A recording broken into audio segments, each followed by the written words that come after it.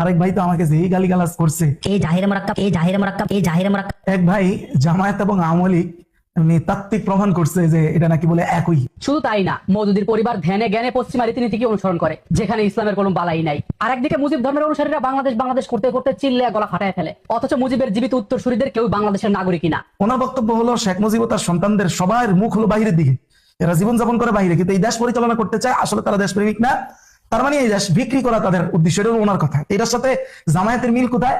উনি মিল খুঁজে বার করছেন আমার ভাই, যে সাইয়েদা বলেন মওদুদির সন্তানরা কেউ ইসলামিক ব্যক্তিত্ব হিসেবে গড়ে ওঠে নাই, অথচ ওনার প্রতিষ্ঠিত জামায়াত ইসলাম ইসলাম প্রচারের নামে এটা করে সেটা করে, ওনার দৃষ্টিতে এটাও তারা ইসলাম বিক্রি করতেছে। মানে ওনার সন্তান এনার সন্তান, বুঝাই দিছে ভালো। কিন্তু উনি যে মিল বন্ধন দেখাইছে, উনি বুঝতেও পারে না যে এই মিল বন্ধনটা তো মিল নেই, ওরা একদম বিপরীত মুখী অবস্থানে দাঁড়ায় আছে। জামায়াতের বাস্তবতা আর আওয়ামী লীগের বাস্তবতা। আওয়ামী লীগেরটা তো উনি যেটা বলছেন এটা এই দেশের অনেকেরই কথা। সাইয়েদা বলেন মওদুদি রাহিমাহুল্লাহর ব্যাপারে ওনার সন্তানরা বুঝলাম ইসলামী বড় ব্যক্তিত্ব হয় নাই, তো না হওয়ার ফলে শেখ মুজিবের সন্তানরা যেভাবে দেশ পরিচালনার সুযোগ পাইছে, সাইয়েদা বলেন মওদুদির কোনো সন্তান তো পরিচালনা দূরের কথা, জামাত ইসলামের একটা অংশেও তো তার কোনো মূল্যায়ন পায় নাই। তো এটার সাথে এটা মিললো কিভাবে? কারণ ওনার মাথায় এটা ধরে নাই, মিলিয়ে দিছে কি জন্য? কারণ কোরআনের ওই আয়াতের জ্ঞানটা ওনার কাছে নাই। ওয়াইদ বিতালা ইব্রাহিম রাব্বুহু বিকালিমাতিন ফাতাম্মাহুন ক্বালা ইন্নী জাইলুকা লিন-নাসি ইমামা ক্বালা মিন যুররিয়্যাতি ক্বালা লা ইয়ানালু আহদুয যালিমিন। হযরত ইব্রাহিম আলাইহিস সালাতু ওয়াস সালামকে আল্লাহ যখন ঘোষণা দিলেন যে সমগ্র জাতির জন্য আপনাকে ইমাম হিসেবে নিযুক্ত করলাম, আপনি সকলের ইমাম নেতা, তখন ইব্রাহিম আলাইহিস সালাতু ওয়াস সালাম একটা আবদার করলেন, ক্বালা মিন যুররিয়্যাতি, আল্লাহ আমার বংশধর যারা তাদেরকে ইমাম বানাবেন না? তখন আল্লাহ জবাব দিলেন, আমার পক্ষ থেকে এই পদমর্যাদা কোনো জালেমরা পাবে না। এই কথার উদ্দেশ্য কি বলেন তো? তার মানে হলো হযরত ইব্রাহিমের রক্ত শরীরে নিয়েও সকলে ইব্রাহিম হবে না, বহু ইব্রাহিমের রক্ত শরীরে নিয়েও তারা জালেম হবে। কিন্তু আল্লাহ যেটা নিশ্চিত করতে চাচ্ছেন সেটা হলো যার মধ্যে ইব্রাহিমের আদর্শ নাই তাকে আমি সেই ইব্রাহিমের পদমর্যাদায় ভূষিত করব না। এটা হলো মূল খেয়াল করার জায়গা। হযরত নূহ আলাইহিস সালামের ছেলেই ওরসজাত ছেলে তার বাবার উপর ঈমান আনে নাই, এটা খুব স্বাভাবিক। হযরত ইব্রাহিমের ব্যাপারে আল্লাহ এটাই বলতেছেন, তোমার রক্ত যাদের গায়ে থাকবে তারা সকলেই তোমার মতো হবে না, কেউ কেউ জালেম হবে। কিন্তু মূল জায়গাটা দেখার হলো এইটা যে তারা কি এই পদমর্যাদায় অধিষ্ঠিত হয়েছে যেটাতে তুমি হয়েছো। ঠিক সাইয়েদা মওদুদি রাহিমাহুল্লাহ, ওনার ছেলেরা ওনার মতো হয় নাই, এটা তো কথা ঠিক। নবীর ক্ষেত্রেই তো এটা আল্লাহ স্বাভাবিকভাবে বর্ণনা করলেন, ঘটনা এগুলো নবীদের ক্ষেত্রে স্বাভাবিক, সাইয়েদা মওদুদির ক্ষেত্রে এগুলো অস্বাভাবিক হবে কেন? কিন্তু যেটা মূল দেখা সেটা হলো তারা তার মতো না হওয়ার পরেও কি জামায়াতের কোনো একটা জায়গায় তাদের কোনো মূল্যায়ন আছে, পদবি আছে? কিছুই নাই। তাহলে আপনি আওয়ামী লীগের সাথে মিল পাইলেন কোথায়?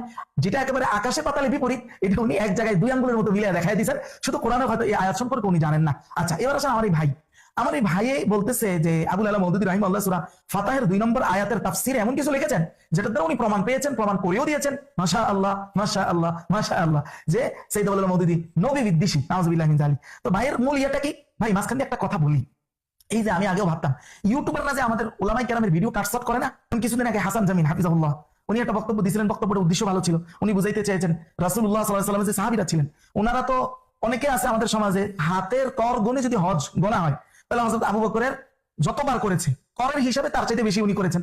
কিন্তু উনি এটা বুঝাইতে চেয়েছেন, অথচ আমি ওনার থেকে আবু বকর থেকে হাসান জামিল সাহেব হজ বেশি করলেও আবু বকরের একটা পায়ের স্যান্ডেলের ধুলার সম পরিমাণ মর্যাদা আমার নাই, এটা বুঝাইতে চাইছেন। এটাকে আগে পর কাট করে দিয়ে বেচারা কিরকম অপরাধী বানায় দেওয়া হলো। আজও এই দেশের হাজার হাজার মানুষ মনে করে উনি আসলে বলছেন আবু বকরের চাইতে উনি বড়, নাউজুবিল্লাহ, তো সেটা বলেন নাই হুজুর।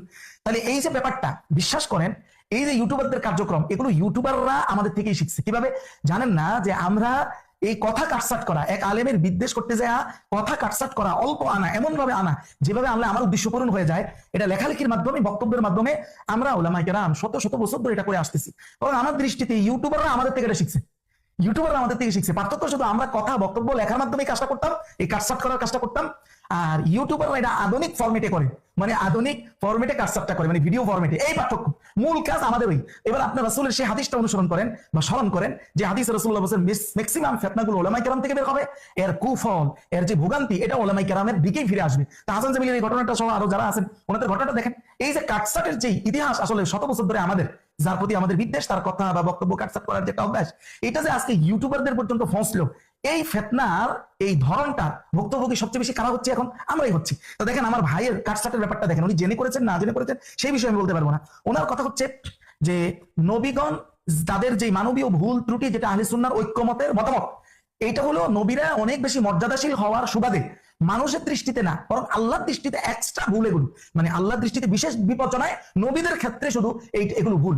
এই কথাটা নাকি মাওলানা মওদুদী সাহেব বলেন নাই। মাওলানা মওদুদী এমন কিছু কথা বলেছেন, ওনার দৃষ্টিতে উনি হলো নবী বিদ্বেষী। এবার দেখি ভাই যে তাফসির ওসমানী থেকে দেখাইছে, এটা মাওলানা মওদুদী সাহেব বলেছেন কিনা। আসেন সূরা ফাতহ আয়াত নাম্বার 2 দেখেন মাওলানা মওদুদী সাহেব কি বলেছেন। উনি বলতেছেন ইয়ে খামিয়া, এই যে মানবীয় ভুল ত্রুটি নবীদের ক্ষেত্রে, কিসি ইনসানকে ইলম মে नहीं है, এগুলো কোনো মানুষের ব্রেনে বা মানুষের ইলম জানা শোনার ভিতরে অন্তর্ভুক্ত নয়। উনি বলতেছেন বলকে ইনসানি আকল তো ইস জদ্দোজহদ মে কোই নকস তালাশ করনে সে কতই আজিজ হয়। বলতেছে নবীদের যে ত্রুটি, এগুলো মানুষ তার ব্রেন দ্বারা খুঁজে বের করা, এটা মানুষ সম্পূর্ণ অক্ষম। তার মানে এগুলো মানুষের দৃষ্টিতে না, কার দৃষ্টিতে? উনি বলতেছেন মगर अल्लाह ताला की निगाह में कमाल का जो बुलंद तरीन मेयार है उसके लिहाज से इसमें कुछ ऐसी खामियां थी। হ্যাঁ, তবে আল্লাহর কাছে যে সর্বোচ্চ মানদণ্ড, পূর্ণতার মানদণ্ড, সেই পূর্ণতার মানদণ্ডের দিক বিবেচনায় শুধু আল্লাহর নজরে এখানে কিছু মানবীয় ভুল ত্রুটি আছে, এটা মানুষের নজরে না। এই বেচারা যে তাফসীরটা বললেন মওদুদী সাহেব করেন নাই, এই জন্য নাকি মওদুদী নবী বিদ্বেষী হয়ে গিয়েছেন, অথচ এই তাফসীরটা মওদুদী সাহেব করেছেন। এই জাহিরে মারাক্কাব, এই জাহিরে মারাক্কাব, এই জাহিরে মারাক্কাব। তাহলে উনি কি জেনে শুনে কাট করলেন না না জেনে শুনে কাট করলেন? ব্যাপারটা হচ্ছে আমাদের রোবোটিক সিস্টেমের মতো। আমাদের ভাইরা যদি এই বিষয়টা বুঝতো, আমাদের সবাই কল্যাণ হতো, উম্মার কল্যাণ হইতো। রোবটের কি হয় জানেন? রোবটের মধ্যে কিন্তু হার্ড নাই, রোবটের মানুষের মতো হার্ড নাই, অনুধাবন শক্তি নাই। তার মধ্যে সফটওয়্যার গতভাবে যা সেট করা আছে সেই কাজগুলোই করবে এবং নিখুঁতভাবে করবে। আপনি কি আমাদের ভিতরে রোবোটিং আচরণ কি দেখতে পাচ্ছেন? আপনি নিজেই খেয়াল করেন। কেন এই রোবোটিং সিস্টেমটা কেন হয়েছে? কারণ আমরা আলেম হই টোটালি আকীদা বাদ দিয়া, টোটালি আগাপাসা কোনো আকীদার কিতাব পড়ানোই হয় না। কিছু কিছু মাদ্রাসায় এক্সট্রা, তাও কিছু আংশিক আকীদার অধ্যায় পড়ানো হয়। আকীদার ফুল বাস কওমি মাদ্রাসায় নাই, এটা দাওয়া পর্যন্ত নাই, আলেম হওয়া পর্যন্ত নাই। তো না থাকার কারণে কি হচ্ছে, আমরা পুরো একটা হার্ড কল, পুরো এটা ছাড়া আলেম হইতেছি। হওয়ার কারণে আমরা ঠিক রোবোটিং সিস্টেমে আমাদেরকে বের করা হয়েছে। এবার আমাদের যারা যে উদ্দেশ্যে আমাদেরকে যা যা শিখাই দিছে, আমরা এর বাহিরে আর কোনোভাবে আমাদের মনে হয় যাওয়া সম্ভব নয়। বাস্তবতা আপনি একটু খেয়াল করে দেখেন, এটা কিনা আপনি নিজেই খেয়াল করেন। আচ্ছা, এবার আসেন ভাই যে বললেন মওদুদী সাহেব এই তাফসীরটা, মানে এই বক্তব্যটা না দেয় নাই, ওনার চোখে পড়ে নাই না, তো ইচ্ছা করে আমি জানি না। তো এটা না দিলে যদি কেউ নবী বিদ্বেষী হয়, এবার যদি আমি কোনো আমার আকাবির কোনো এরকম মারহুম থেকে, আমার কোনো সম্মানিত আকাবিরের তাফসীর থেকে আমি দেখাইতে পারি আশরাফ আলী থানভী রাহমাতুল্লাহ আলাইহি বায়ানুল কোরআন, একই আয়াতের তাফসীর আমি দেখাই যে আপনি যে তাফসীর মওদুদী সাহেব এখানে খুঁজে পান নাই, না পাওয়ার কারণে ওনাকে বিদ্বেষী বলেছেন, ওই তাফসীরটা বায়ানুল কোরআনে নাই। তাহলে কি আপনি আমাদের হযরত মারহুম আশরাফ আলী থানভীকে নবী বিদ্বেষী বলবেন? আচ্ছা আসেন, বায়ানুল কোরআনে এই একই সূরা ফাতিহা 2 নম্বর আয়াতের তাফসীরে বলা হয়েছে তাকে আল্লাহ তাআলা आपकी सब अगली पिछली खताएं माफ फरमाए और आप और अपनी एहसानात की तकमील कर दे। এই হলো তাফসীর, যে এখানে আল্লাহর উদ্দেশ্য হলো আপনার হে নবী, আপনার আগে পরে সকল খতায়ে মানে আপনার সকল ভুল আল্লাহ যেন মাফ করে দেন, এবং আল্লাহর যে ইহসান দয়া সেটা যেন আপনার উপর আল্লাহ পূরণ করতে পারেন। কিন্তু এখানে এই যে খতায়া বললো বা খতায়ে, এই যে ভুল, এটা কি মানুষের দৃষ্টিগত ভুল নাকি আল্লাহর এক্সট্রা দৃষ্টিগত ভুল? এগুলো তাফসীর বায়ানুল কোরআনে আমাদের মরহুম আশরাফ আলী থানভী করেন নাই। এখন কি আমি নবী বিদ্বেষী বলবো? না, আমাদের করবো না, কারণ ছোট হইলে ওনার তো আকাবির না হইলেও তো খেয়ানত আমরা করবো না। কিন্তু ওনার আমার এই ভাইয়ের মূলনীতি অনুযায়ী সরাসরি আশরাফ আলী থানভী রহমাতুল্লাহ আলাইহি নবী বিদ্বেষী হিসেবে সাব্যস্ত হয়ে যায়। এই জাহিরে মারাক্কাব, এই জাহিরে মারাক্কাব, এই জাহিরে মারাক্কাব। সেটা আমরা করছি না, আমরা শুধু দেখাচ্ছি আমাদের এই প্রিয় দিনী ভাইগুলো কিভাবে রোবোটিং সিস্টেমে পরিচালিত হয়। আরেক ভাই তো উল্টা আকীদা পেশ করে দিছে, উল্টা তাফসীর পেশ করে দিছে। উল্টা মানে সমস্ত তাফসীর অন্তত এই কথাটা বলা হয়েছে নবীদের মর্যাদা বেশি হওয়ার কারণে এমন কিছু সগীরা অনিচ্ছাকৃত, যেগুলো আল্লাহর দৃষ্টিতে সগীরা, মানুষের দৃষ্টিতে এটি চোখে পড়বে না। মওদুদী সাহেব একই কথা বললেন, মানুষের দৃষ্টিতে না। আর আরেক ভাই বলছে কি মানুষের দৃষ্টিতে ভুল, আল্লাহর দৃষ্টিতে না। আপনি চিন্তা করেন, পুরো তাফসীরটাই তার উল্টা। এই উল্টা তাফসীরের উপরে যে আকীদা আসবে, এটা হয় শিরকি বা কুফরি আকীদা আসবে। আমি সামনে এটা বলতেছি যে আসলে কুফরি অথবা শিরকি আকীদা আসছে কিনা। দেখেন আল্লাহ তাআলা হযরত আদম আলাইহিস সালাতু ওয়াস সালামকে যে বললেন সূরা তাহা 115 নম্বর আয়াতে, ওয়ালাকাদ আহিদনা ইলা আদম মিন ক্বাবল ফানাসিয়া ওয়া লাম নাজিদ লাহু আজমা। আল্লাহ বললেন যে আমি আদম থেকে প্রতিশ্রুতি নিয়েছি, কিন্তু আমি তাকে দৃঢ় সংকল্প পাই না। তার মানে কি, এটা মানুষের দৃষ্টিতে উনি দৃঢ় সংকল্প ছিলেন না, আল্লাহর দৃষ্টিতে ছিলেন। বিষয়টা কিরকম? এটা বলে কি আল্লাহ বলতেন যে আমি পাই না, এটা বলতেন? এটা বললে কি সহি হবে? আল্লাহ বলছেন তার মানে আল্লাহর দৃষ্টিতে। 2 নম্বর রাসূল আকরাম সাল্লাল্লাহু আলাইহি ওয়াসাল্লাম যে ইনশাআল্লাহ বলতে ভুলে গেছেন। এটা কারণে আল্লাহ গুসা করে প্রায় 15 দিনের মতো ওহী বন্ধ রাখছেন। এটা কি মানুষের দৃষ্টিতে বললে আল্লাহর দৃষ্টিতে? মানুষ তো বলতেই পারবে না রাসূলুল্লাহর সাথে কি করছে না করছে, ইনশাআল্লাহ বলছে কি বলে না, এটা তো মানুষ খেয়ালই করে নাই। কিন্তু এটা খেয়াল করেছেন কে? আল্লাহ। এবং আল্লাহ গুসা হয়েছেন 15 দিন ওহী বন্ধ রেখেছেন, ওনাকে এটাতে সংশোধনী দিয়েছেন সরাসরি আল্লাহ তাআলা আয়াত নাযিল করে পরবর্তীতে। তাহলে কি হইলো? উল্টা বলতেছে যে মানুষের দৃষ্টিতে দোষ, আল্লাহর দৃষ্টিতে না। আর মূলত কাহিনী ছিল মানুষের দৃষ্টিতে দোষ না, কিন্তু আল্লাহর দৃষ্টিতে দোষ ছিল, এরকম কথা। আর যেই সকল বিষয় মানুষের দৃষ্টিতে দোষ কিন্তু আল্লাহর দৃষ্টিতে না হয়, ওটা তো আল্লাহ সরাসরি নবীদের পক্ষে আয়াত নাযিল করে যুদ্ধ ঘোষণা করে দিবেন। এমনটা হয়েছে। যেমন যায়েদ রাদিয়াল্লাহু তাআলা আল্লাহর রাসূলের পালক পুত্র, এই পালক পুত্ররা যে কখনো নিজের ওরসজাত পুত্রের হুকুমে আসে না, এটা কিন্তু আজকে এই যে আমরা আকীদা ফেরিওয়ালারা যারা আকীদা বিক্রি করতেছি ভাই, আজকে ওই জাহিলি যুগের 1500 বছর আগের সমস্ত নীতি আমার এই সমাজে প্রতিষ্ঠিত, অথচ আমি এই সমাজের বড় হুজুর। আমাদের তো একটু লজ্জা থাকা উচিত ভাই। দেখেন রাসূলুল্লাহ সাল্লাল্লাহু আলাইহি সাল্লামকে বলা হলো আপনি যায়েদের স্ত্রীকে বিবাহ করেন। যায়েদের স্ত্রীকে, যায়েদ হলো রাসূলুল্লাহর পালক পুত্র। যখন যায়েদ রাদিয়াল্লাহু তাআলা আনহু ওনার স্ত্রীকে তালাক দিলেন, তখন এই বিবাহের প্রস্তাব আসলো আল্লাহর পক্ষ থেকে। এখন এই মেয়েটাকে, উনি হচ্ছেন রাসূলুল্লাহর ফুফাতো বোন। রাসূলুল্লাহ বললেন সমাজের মানুষ আমাকে খারাপ বলবে, কারণ হলো সমাজ মনে করবে আমি ফুতের বউরে বিয়ে করছি, নাউযুবিল্লাহি মিন যালিক। তখন আল্লাহ তাআলা বললেন যে আপনার পালক পুত্র তো আসলে কোনো পুত্র নয়, আপনার আপন পুত্রের ক্ষেত্রে এই হুকুম বিধান প্রযোজ্য হবে, কিন্তু পালক পুত্রের ক্ষেত্রে হবে না। কিন্তু সমাজের মানুষ তো পালক পুত্রের ক্ষেত্রে নিজের পুত্রের মতোই বিধান প্রযোজ্য মনে করে, তাহলে এটা তো কুসংস্কার। তাহলে এই কুসংস্কার দূর করার জন্য মানুষ খারাপ বললেও আপনি বিবাহ করেন, আপনার বিবাহের মধ্য দিয়ে আরব সমাজ থেকে এই পালক পুত্রকে নিজের পুত্র মনে করা, নিজের পুত্রের মতো মনে করে বাকি সবকিছু চিন্তা করা, এই কুসংস্কার দূর হবে আপনার মাধ্যমে। আল্লাহ আয়াত নাযিল করলেন নবীর পক্ষে। তাহলে আপনি কোথায় পাইলেন? মানুষ দোষ মনে করতেছে, কিন্তু আল্লাহ মনে করতেছে না। ওইটাকে কি আল্লাহ দোষ হিসেবে কোথাও ধরবেন? কোথাও এরকম কোনো রেফারেন্স নাই। তাহলে উল্টা তাফসির দিয়ে, ভ্রান্ত তাফসির দিয়ে যখন আকীদা সাব্যস্ত করে, তাহলে প্রিয় ভাই সেই আকীদার পরিস্থিতি কি হবে, আর সেই আকীদার উপর প্রতিষ্ঠিত উম্মার কি অবস্থা হবে, আমাদের একটু চিন্তা করা দরকার। এবার আসেন আমার এই ভাই তাফসির ওসমানীর কথা তো বেশি বলেছে না, আসেন তাফসির ওসমানীতে এমন শব্দ এমন আয়াতে ব্যবহার করা হয়েছে, এটা যদি ওই আয়াতে মাওলানা মওদুদী সাহেব ব্যবহার করতেন, তাহলে তো মনে হয় না আমার ভাইরা একেবারে কসম করে মুবাহালা করে পর্যন্ত বলতেন যে মাওলানা মওদুদী সাহেব ভ্রান্ত, কাফেরও বলে ফেলতেন।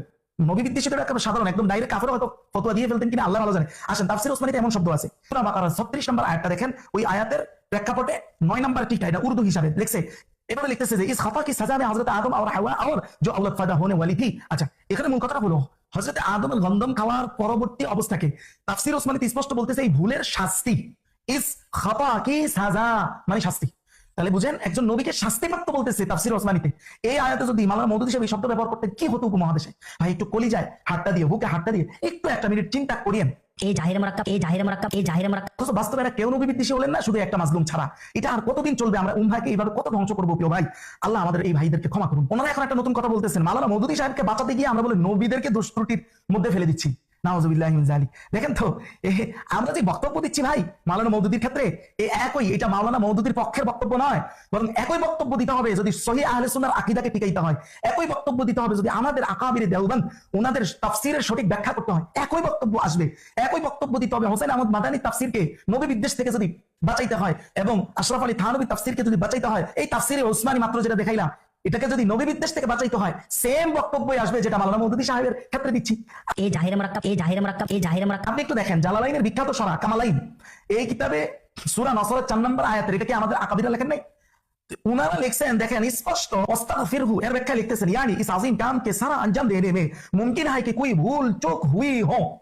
স্পষ্ট যে এই নবুয়তের যে জিম্মাদারি আজিম কাম, এটা করার ক্ষেত্রে সম্ভব আছে যে আপনার কিছু ভুল ত্রুটি হয়েছে। এটা কামালাইন বলতেছে, ফখরুদ্দিন আমাদের একজন বিশিষ্ট আকাবির, তার লেখা। এই আকাবিরের এই লেখার সঠিক ব্যাখ্যা করতে হলেও সেই বক্তব্যই দিতে হবে যেই বক্তব্য আমরা সেই মওদুদীর ক্ষেত্রে দিচ্ছি। এই জাহির মারাক্কাব, এই জাহির মারাক্কাব, এই জাহির মারাক্কাব। এটা এখন ব্যাপার হয়েছে কি জানেন, আল্লাহ কেন কোরআনে বারবার ইহুদি মুসা এই আলোচনাগুলো সবচেয়ে বেশি করেছেন? কেন করেছেন? কারণ হলো ইহুদিদের সমস্ত স্বভাব মারাত্মকভাবে উম্মাহের মধ্যে দেখা দিবে। এই একটা দেখেন দেখা দিয়েছে কিনা। ইহুদিরা যুগের পর যুগ লালন করেছে শেষ নবী আসবে তাদের বংশ থেকে, এটা তারা কট্টরভাবে বিশ্বাস করত। কিন্তু বাস্তবে যখন নবী চলে আসলো আর তারা দেখলো যে তাদের এই বিশ্বাস অনুযায়ী হয় নাই, তারা চমকে গেল এবং তারা এতটাই ঘাবড়ে গেল যে তারা এগুলো সচক্ষে দেখেও তারা এগুলো কোনোভাবে মাইনে নিতে পারে নাই। ঠিক বছরের পর বছর যেহেতু আমাদেরকে আকীদা না পড়ায় আলেম বানানো হয়েছে, এখন আমাদের ওলামা হযরতরা আমাদেরকে যেটা বলে দিয়েছিলেন, আর এটার উপরে আমাদের কোরআনের পর্যায়ে যখন বিশ্বাস চলে গেছে, হঠাৎ করে আমরা যখন এইভাবে দেখাচ্ছি, তাও আমাদের অনেক প্রিয় ভাইদের অবস্থা ঠিক ওই যে ইহুদিরা যেভাবে তার বিশ্বাসটা এমন চরমভাবে ভাঙ্গার কারণে তারা এটা কোনোভাবে মাইনে নিতে পারে নাই। আমাদের প্রিয় অনেক দিনী ভাইদের হয়তো অবস্থাটা এরকমই হচ্ছে। আমরা তাদের জন্য আল্লাহর কাছে রহমত কামনা করবো। দেখেন আমরা মাওলানা মওদুদী সাহেবের ব্যাপারে যে কথাগুলো বলছি, স্বয়ং হোসেন আহমদ মাদানীকে বাঁচাইতে একই কথা বলতে হবে। উনি ওনার মাকতুবাত শেখুল ইসলাম এর জিলদ আউয়াল 266 নম্বর পৃষ্ঠায় এই কথা হযরত মূসার সাথে বলেন নাই যে কোই শুবা নেই ইস কদর বড় গুনাহ হয়, যে কোনো সন্দেহ নাই যেটা কত বড় গুনাহ। কোন কাজটা? হযরত মূসা আল্লাহর কিতাবকে ছুঁড়ে ফেলে দিয়েছিলেন। উনি বলেন এই ও কিতাব जो खुद को दी गई, এটা সেই কিতাব যা ওনাকে নবী হিসেবে দান করা হয়েছিল, ওইটাকে ফেলে দেওয়াটা কত বড় গুনাহ। এটা বলে উনি বলছেন যে হ্যাঁ গুনাহ ঠিক আছে দেখতে, কিন্তু যেহেতু আল্লাহ ওনাদেরকে এই ব্যাপারে শাস্তি দেননি সেহেতু এটা গুনাহ নয়। তাহলে তাফসীর ওসমানীতে মাত্র বললো হযরত আদম আলাইহিস সালামের শাস্তি হয়েছে, তাহলে শাস্তি হইলে তাহলে এটা সত্যিকারের গুনাহ। আমাদের হোসেন আহমদ মাদানীর এই বক্তব্যটা, এই ব্যাখ্যাটা যদি সামনে রাখি, তাহলে তাফসীর ওসমানী যেটা শাস্তি বলতেছে হযরত আদম একজন নবী, ওই নবীর ক্ষেত্রে স্পষ্ট শাস্তি মানে এটা তাহলে একদম রিয়েল গুনাহ। উনি তো এটাই বোঝাচ্ছে। এইভাবে এই জিনিসগুলোকে যদি কেউ বিকৃত করতে চায়, চরমভাবে বিকৃত করতে পারবে, কিন্তু আমরা তো সেটা বলছি না। আমরা জানি ওনারা শব্দ যেটাই ব্যবহার করুক, ব্যাখ্যা যেভাবেই করুক, ওনার উদ্দেশ্য একটা জায়গায়, যে নবীদের সগীরা যেটা হয় সমস্ত আহলে সুন্নাহর ঐক্যমত, ওনারা ঘুরে ফিরে আসলে ওটাই বোঝাইতে চাচ্ছেন। শব্দ আমাদের আকাবিররা যেটাই ব্যবহার করুক ব্যাখ্যা ওটাই হবে। এখন এটা তো আমরা ব্যাখ্যা করতেছি কারণ ওনাদের প্রতি আমাদের কোনো জাতি দুশমনী নেই, ওনাদের অস্তিত্বের কারণে আজকে আমাদের অস্তিত্ব, আমাদের দুশ্মনী থাকতেই পারে না। কিন্তু যে দুশ্মনীটা আমাদের আসছে সাইয়েদা বলার মৌদুদির ব্যাপারে, এই জন্যই এই ফলাফলটা এইভাবে আসতেছে বারবার। এই জাহির মারাক্কাব এই জাহির মারাক্কাব এই জাহির মারাক্কাব প্রিয় ভাই, একটু চিন্তা করা দরকার। আসলে আপনারা যেটা বলতেছেন মাওলানা মওদুদীকে সহিহ প্রমাণ করতে আমরা নবীদের দোষ ত্রুটি এইভাবে বর্ণনা করতেছি না ভাই, বরং আহলে সুন্নাহর প্রকৃত আকীদা যদি বাঁচাইতে হয় মতামত এটাই দিতে হবে। আহলে সুন্নাহর চূড়ান্ত আকীদা কি বলেন তো? ইমাম তাফতাজানির আকীদা কি? আমাদের ইমাম আবু হানিফার আকীদা কি? দেখেন, তাফতাজানির কিতাবে যে চূড়ান্ত কথা নবীরা ভুলবশত সগীরা করতে পারেন, এটা সম্ভব, এটা আহলে সুন্নাহর আকীদা। এটার বিপরীত আকীদা হলো কুফরি আকীদা। তাহলে সেই কুফরি আকীদা থেকে বাঁচতে হলে আমাদেরকে এটা দলিল দিয়ে প্রমাণ করতে হবে। শুধু সাইয়েদা বলার মওদুদীকে বাঁচানো এখানে মূল উদ্দেশ্য হতে পারে না। আর সাইয়েদা বলার মওদুদী এতটুকু শব্দ ব্যবহার যেগুলো এভেলেবেল আমাদের সকল আকাবিররা করেছে, তাও যদি তিনি নবী বিদ্বেষী হন, তাহলে তার চাইতে শক্তিশালী কথা যিনি বলেছেন ইমাম বাকিল্লানি, আহলে সুন্নাহর একজন শক্ত ব্যক্তিত্ব, তিনি তো বলেছেন নবীরা কবিরাও সম্ভব অনিচ্ছায়, কবিরা। তাইলে সাইয়েদা বলার মওদুদীকে আপনি এত অন্যায় ভাবে, এত অযাচিত ভাবে একটা রোবটিং সিস্টেমে আইসা, কোনো মনে হয় যেটা মানবীয় কোনো বিবেচনা নাই এখানে, জাস্ট রোবটের মধ্যে যেভাবে 100 বছর ধরে আমাদের সেভ করে দেওয়া হয়েছে, ঠিক এমন অবস্থায় আইসা আপনি তাকে কি বলে নবী বিদ্বেষী বানাচ্ছেন। তাইলে এর চাইতে বহুগুণ শক্ত কথা ইমাম বাকিল্লানি বলছেন, তার ব্যাপারে আপনার কোনো হুকুম নাই। এই জাহির মারাক্কাব এই জাহির মারাক্কাব এই জাহির মারাক্কাব কারণ আপনার রোবটিং সফটওয়্যারের মধ্যে তার ব্যাপারে কোনো হুকুম নাই, নবী বিদ্বেষের কোনো হুকুম দেওয়া নাই। আপনি বলবেন না ভাই এটা কি হতে পারে? আল্লাহ কি আমাদেরকে রোবট হিসেবে বিবেচনা করে বিচার করবেন নাকি মানুষ হিসেবে? তারপর তাফতাজানি যেখানে বলেছেন নবীরা ইচ্ছাকৃত সগীরা করতে পারে, যার ধারে কাছেও তো সাইয়েদা বলার মওদুদী হয়তো বলেননি, তাহলে আপনি তাকে এইভাবে রোবটের মতো আপনি তাকে নবী বিদ্বেষী বারবার বলতেছেন। আল্লাহ কি আপনাকে এই বিবেচনায় বিচার করবে? শুধু তাই না, ইমাম আবু হানিফার ফিকহুল আকবার 105 নম্বর পৃষ্ঠা, যেটা মোল্লা আলী কারি সরাহ করেছেন, আমাদের আকাবির নয়, তিনি কি বলেননি নবীদের কাজের মাঝে অনিচ্ছাকৃত ভুল হতে পারে? তাহলে আপনি শুধু মাওলানা মওদুদী সাহেবকে বিদ্বেষ করতে যায় এই আহলে সুন্নাহর এই মূল আকীদা থেকে বাইরে যায় আপনি আমাদেরকে কুফরের দিকে ঠেলে দিবেন? শুধু তাই না, আপনি দেখেন উসুলউদ্দিন ইনদাল ইমাম আবি হানিফা, ইমাম আবু নিজের বক্তব্যটা শুনেন, 1 নম্বর খণ্ড 483 নম্বর পৃষ্ঠা। আল ইমাম আবু হানিফা কি বলেছেন? আল আম্বিয়া আলাইহিস সালাতু ওয়াস সালাম মুনাজ্জাহুন আনিস সাগাইর ওয়াল কাবাইর ওয়াল কুফর ওয়াল কাবাইহ, যে কবিরা সগীরা গুনাহ থেকে নবীগণ, উনি বলেন যে ওনার ভাষাটা হলো এটা যে এটা মুক্ত, তবে কানাত মিনহুম জাল্লাত ওয়া খাতায়া, কিন্তু নবীদের জাল্লাত, যেটা বাংলা অর্থ পদস্খলন, ভুল, খাতায়া মানে ভুল, এটা হতে পারে। এরপরে স্পষ্ট আবু হানিফা বলতেছেন আম্মা জাল্লাত ফাগাইর মাসুমিন আনহা, নবীরা কবিরা ইচ্ছাকৃত খেয়ানত এগুলো সবকিছু থেকে মুক্ত। এমনকি তারা তাবলীগ রিসালা, উম্মাহের কাছে রিসালাত যে পৌঁছাইছেন, আরেকটা রিসালাত বাস্তবায়ন করেছেন, পৌঁছানোর ক্ষেত্রে কোনো ভুল হয় নাই, বাস্তবায়নের ক্ষেত্রে যায় বলতেছে ওনারা আম্মা জাল্লাত, এই যে পদস্খলন বাস্তবায়নের ক্ষেত্রে ফাগাইর মাসুমিন আনহা, এগুলো থেকে নবীরা মাসুম না। তাহলে ইমাম আবু হানিফাকে বাঁচাইতে হলেও তো আমার একই বক্তব্য দিতে হবে যেটা মাওলানা মওদুদীর ক্ষেত্রে আমি দিচ্ছি। শুধু তাই না, আর তাফসীরুল বাসীর 3 নম্বর খণ্ড 337 নম্বর পৃষ্ঠা স্পষ্ট বলা হয়েছে মা নুকিলা আনহুম মিন তাওয়াইফিল উম্মাহ আল কওল বি আল ইসবাহ মুতলাকান আযমুহুম কাওলান লিযালিকা রাফিদা, যে উম্মাহের সবচেয়ে গোমরাহ দল, যারা নবীদেরকে ফেরেশতার মতো মাসুম, মানে টোটাল কোন দিক থেকেই তাদের কোনো ত্রুটি হতেই পারে না, এই আকীদা উম্মাহের সর্বপ্রথম যারা রাখতো তারা হলো শিয়া রাফিজি। আজকে আপনি মওদুদী বিদ্বেষ করতে যায় আপনি আমাকে শিয়া রাফিজির আকীদার দিকে ঢুকিয়ে দিয়েছেন, এটা কি হতে পারে ভাই? কারিবুল কোরআন ওয়া রাগাইবুল ফুরকান এই কিতাবের 256 নম্বর পৃষ্ঠা স্পষ্ট লেখা হচ্ছে ওয়া শিয়া লাম ইউজাওয়িজু সাগীরা ওয়ালা কাবীরা মিনহুম লা আমদান ওয়ালা সাকবান ওয়ালা আলা সাবিল আত-তাউইল ওয়াল খাতা। একমাত্র শিয়ারাই পৃথিবীতে আছে যারা নবীদের ক্ষেত্রে সগীরা কবিরা ইচ্ছায় অনিচ্ছায় কোন দিক থেকে কোন ত্রুটি হইতে পারে না, এই আকীদা রাখে।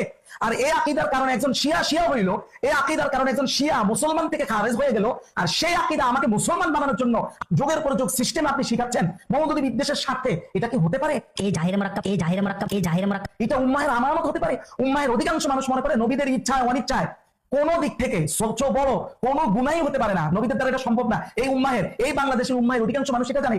একমাত্র মওদুদী বিদ্বেষকে কেন্দ্র করে আপনারা এই আকীদাটা এস্টাবলিশ করে দিলেন, অথচ যে আকীদার কারণে একজন শিয়া হইল, যে আকীদার কারণে তারা আমাদেরকে কাফের বলে, আমরা তাদেরকে কাফের বলি। আপনি সে আকীদাতে তাদের সাথে আমাদের পার্থক্য কি? দুই গ্রুপই তো কাফের হয়ে গেল। আল্লাহ আমাদের এই প্রিয় ভাইদেরকে সহিহ